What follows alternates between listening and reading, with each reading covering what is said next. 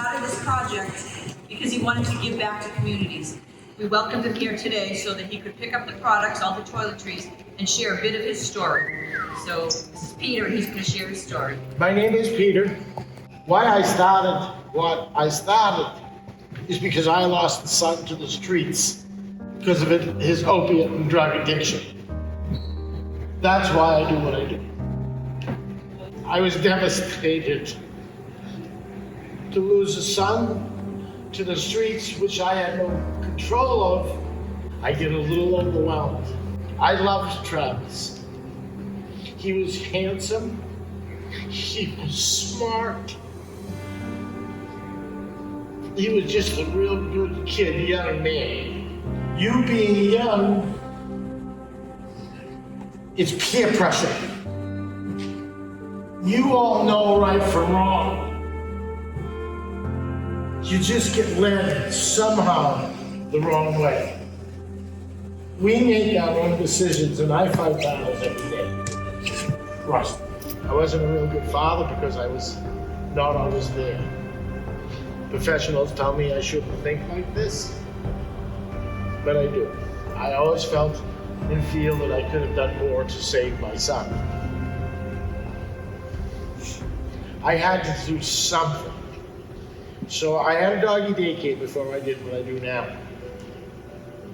I had a nice clientele. I was really happy in my backyard. Nice and quiet. No one talked back to me. But the dogs. And then I came to this point. I think you're all old enough to hear what I'm gonna say. I was either gonna drink myself to death or find something to do. I found something to do. I started making hot soup. I love to cook. And started bringing it out into the homeless population. It was a hit. I was out there about 6 weeks into it, and this lady walked up to me that could have been my mother. She didn't have a hat on, she didn't have gloves, so I gave her mine. And it just wasn't enough because it was getting cold. It was in October, and I knew I had to do more. So I came home on Facebook and I told them what I was doing, pictures of me taking soup, a picture of this lady, and I needed gloves, and I needed hats, and mittens, and scarves. It went a little viral. I was amazed, so I spilled in my soup, I did what I needed to do. Then people started sending me money. And I refused it. I didn't want anyone's money. As you grow up, you pay taxes. You understand?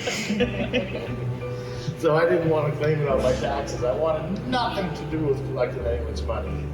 I figured they could give me product and I could move on. But it got so intense with people wanting to give me money and big money that a friend of mine's lawyer friend said that we should start a 501c charity. What that is a nonprofit group. Once we started this nonprofit group, that we could collect the money. And I didn't have to put it on my taxes. It was okay with me, and I really didn't know if I wanted to do that. It was a big commitment. But the last straw for me was when I was out with my soup, passing out gloves and hats, what have you. And there was a bunch of people around, and the wind was blowing my way. Everybody stunk.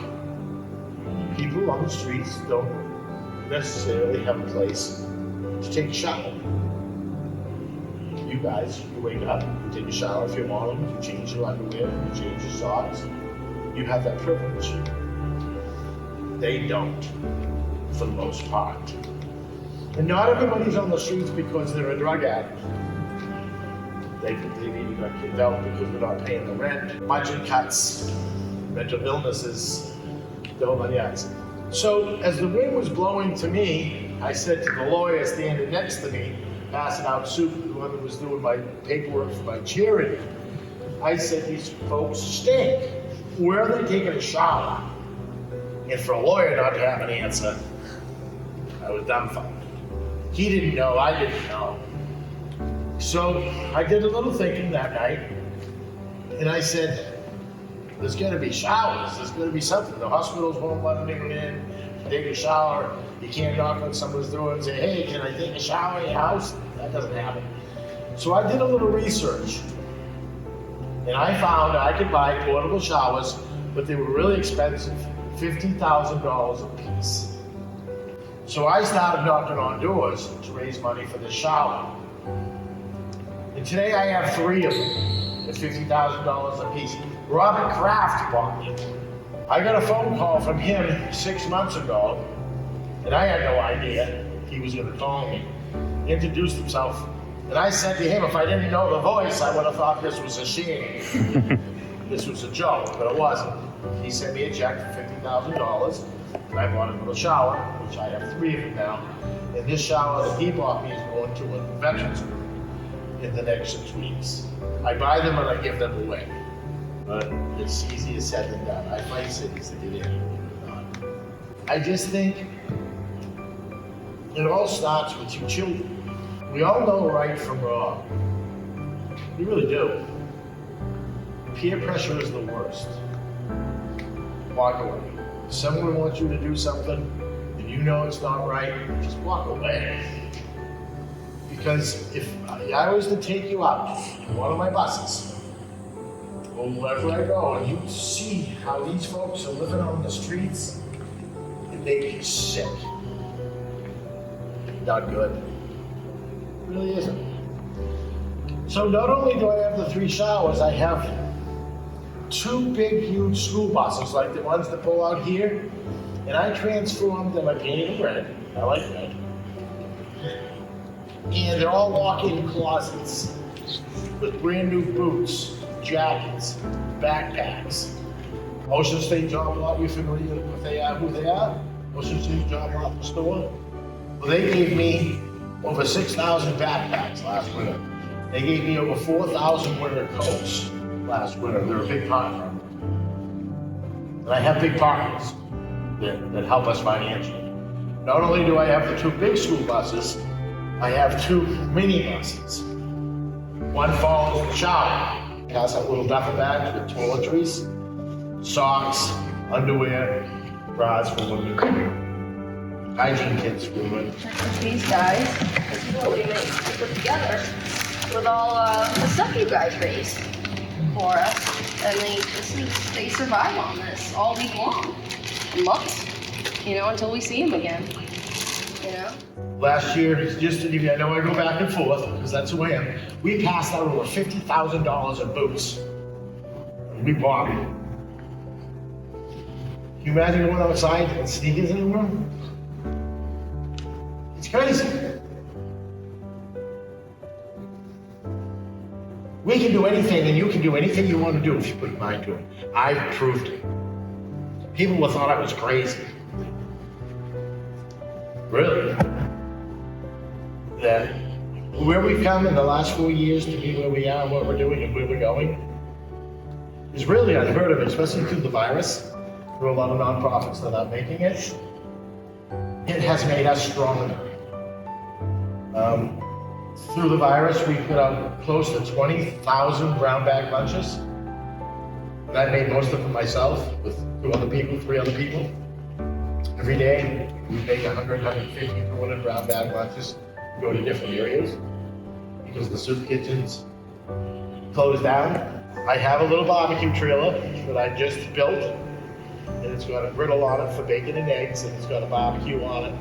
It's got a pizza station for veggies, a sink, and the whole 9 yards. But people bought that for me. And I don't sell anything, I give it away, so I don't have the restrictions that the food trucks have about selling. And I'm gonna have Emily for a minute explain how I met Emily. So I met Pete, and I work for Pete now. I was homeless for a little while. I worked at a restaurant.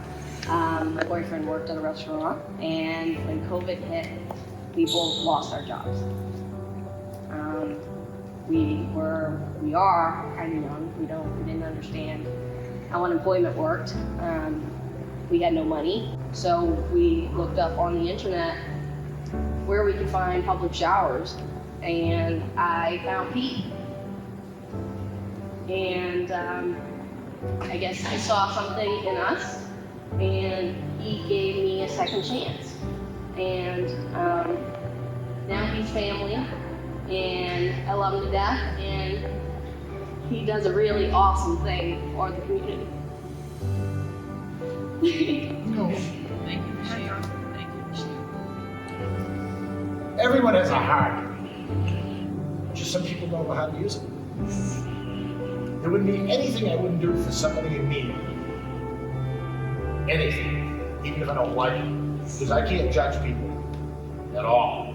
If I find someone out there that I don't like, I've got to help them anyway. I've had a knife pulled on me twice because I wouldn't give him new sneakers when he had new sneakers on, or I wouldn't give him a new coat when he had a new coat. I knew nothing. When I started going out into the homeless population, all I knew was I had a son that lived on the streets. I couldn't give him any more money. I could buy him food cards and do things like that for him. I just couldn't send him any more money because the chances are he would buy drugs. I love everybody the same out on the streets. You know, I see the worst of the worst. And if I see something bad one day, I think I'll never see something this bad again. Well, I see it the next day. It's a mess out there. And when I go out to feed people, a lot of people will go out and feed people too, but they eat rice. They eat, I don't know what they eat. I don't eat it. So when I go out there, I feed them steak sandwiches. I went out yesterday and did a shower in Brockton. We showered about 65 people, and I fed probably close to 100. And they all ate steak sandwiches, chicken tenders that I cut up for chicken sauce, hamburgers, 8-ounce hamburgers, not the 4-ounce, 2-ounce, and jumbo hot dogs. Because this is what I eat. I think everyone should eat what I eat. If I had volunteers on the showers and someone didn't show up, and my homeless friends, my house friends, show up and I'm not there, that's just awful. So you have to hire people that you know are gonna be there every day. Trust me. So do you think I could become like you one day? You can do anything you want. You just stay in school, Do the work? study hard. Yeah. And you can do anything you want. People used to tell me I was crazy. But I was gonna say, I'm gonna buy portable showers. I might become do something. Well, I'll tell you what, I'd like to see it. Nobody knows what the future holds. That's right. Because I'm telling you, this is the last thing, I never thought for a minute, when I grew up, I was gonna be driving school buses. Giving out portable $50,000 portable showers to nonprofits. I had a doggy daycare before I did this, and it was a lot more peaceful. Trust me. You know, I'm just a driver. I make it happen. You guys make it happen. The people that support my efforts make it happen. I'm just a driver. What this means to me, honest. No idea. No idea. The love that people show me every day. I hated people before I started this. I love people today.